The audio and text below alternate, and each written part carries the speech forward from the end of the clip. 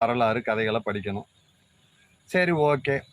இதுக்கு யாராவது வந்து முன்னோடிகள் வேணும்ல. நான் யார்கிட்டயாவது காசு கொடுத்து குருவா ஏத்துக்கிட்டு ஒருத்தவங்கள ஃபாலோ பண்ணி அவங்கள்ட்ட கத்துக்கிற அளவுக்குலாம் எனக்கு பொருளாதாரமும் இல்ல. நான் வேலைக்கு போனா தான் காசுன்றனால என் சூழ்நிலையும் அப்படி. பத்திரிக்கையாளர் சாம். நான் பேச்சாளரா வந்து ஓரளவுக்கு ஒவ்வொரு நாளும் அப்டேட் ஆகிட்டு வர்றேன் அப்படின்னா முக்கியமா பத்திரிக்கையாளர் தராசு சாமண்ணன் ஜீனியஸ். அவர் என்னுடைய மானசீக குரு. அவரை வந்து நுணுக்கங்கள்லாம் சில வார்த்தை பிரயோகம்லாம் அவ்வளோ சீக்கிரம் வராது. யாரையாவது ஃபாலோ பண்ணாதான் வந்து காமனா ஜென்ரலான விஷயங்கள் வரும். ரெண்டாவது, எங்க ஊருக்காருங்க, அருமையான சகோதரர் பத்திரிகையாளர் உமாபதி கிருஷ்ணன் அண்ணன். அவரு அருமையான மனிதர். இவங்கெல்லாம் நடுநிலையா ஃபேக்ட நெகட்டிவ் அண்ட் பாசிட்டிவ் என்ன விஷயமோ அதெல்லாம் ஃபேக்டை அப்படியே உடச்சி பேசுறவங்க. இப்படின்னா இப்படிதான் ரிசல்ட், அப்படின்னா அப்படிதான் ரிசல்ட்.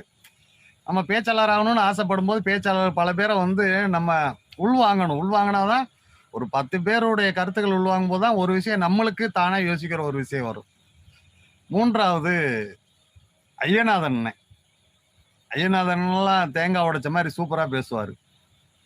நாலாவது, நம்ம பிரியன் அண்ணன், பத்திரிகையாளர் பிரியன் அண்ணன். அஞ்சாவது பத்திரிகையாளர் ஆர்கே. ஆறாவது செந்தில் வேல் அண்ணன், செந்தில் வேல். அடுத்து வந்து பாத்தீங்கன்னா கோடீஸ்வரன் அண்ணன்.